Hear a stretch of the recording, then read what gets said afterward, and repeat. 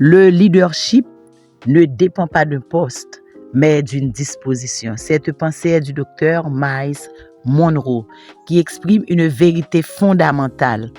Être un leader ne se résume pas à occuper une position hiérarchique, mais à posséder un état d'esprit, une attitude intérieure et une influence positive sur les autres.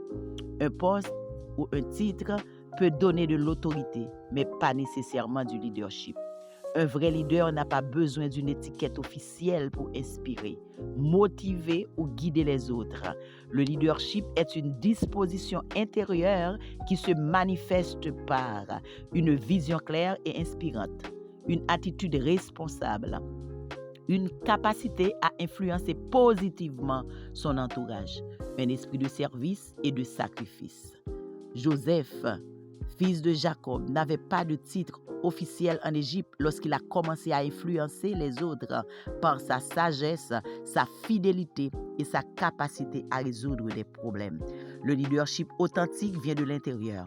C'est une disposition du cœur et de l'esprit à prendre des initiatives, à servir et à inspirer même dans l'ombre. Une personne peut avoir un poste élevé, mais ne pas être un leader s'il lui manque la vision, l'intégrité et la capacité d'influencer positivement.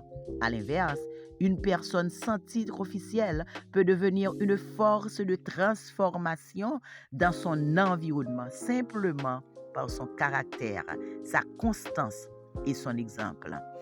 Jésus a montré que le leadership est service dans les évangiles. Celui qui veut être le plus grand parmi vous, qu'il soit votre serviteur. Matthieu chapitre 20, verset 26. Cherchez à être une personne de valeur avant de rechercher une position. Développez une vision personnelle et une influence positive, quel que soit votre statut. Servez avec humilité. C'est souvent dans le service discret que naissent les grands leaders. Cultivez la disposition intérieure de courage, de foi, d'intégrité et d'amour. Le leadership n'est pas une question de titre, mais de nature intérieure. Ce sont ceux qui sont prêts à influencer positivement, servir fidèlement et inspirer courageusement qui deviennent de véritables leaders. Souvent, avant qu'on leur donne une position officielle. Êtes-vous un leader?